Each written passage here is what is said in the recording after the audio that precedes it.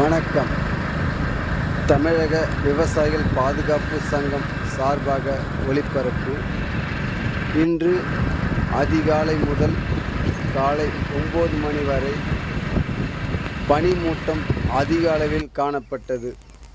விழுப்புரம் மாவட்டம் செஞ்சி பகுதியில் இந்த நிலைமை ஏற்பட்டுள்ளது.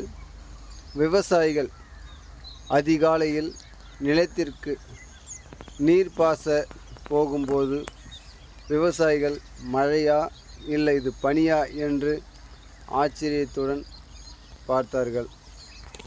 அது மட்டுமில்லாமல் விவசாயிகள் இது ஒரு பெரு அளவில் இல்லாமல் பார்க்கப்பட்டது.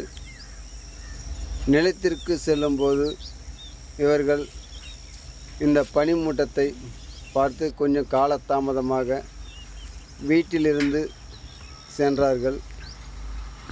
அது மட்டுமில்லாமல் தற்போது அதிகாலை முதல் இந்த பனி ஓயாமல் இருந்தது. சூரியன் உதைத்து 9 மணி வரை தொடர்ச்சியாக காணப்பட்டது இந்த பனிமூட்டங்கள்.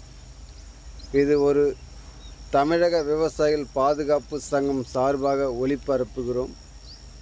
செஞ்சியிலிருந்து செஞ்சி கு. ரமேஷ், மாநில இளைஞரணி துணை செயலாளர். நன்றி, வணக்கம்.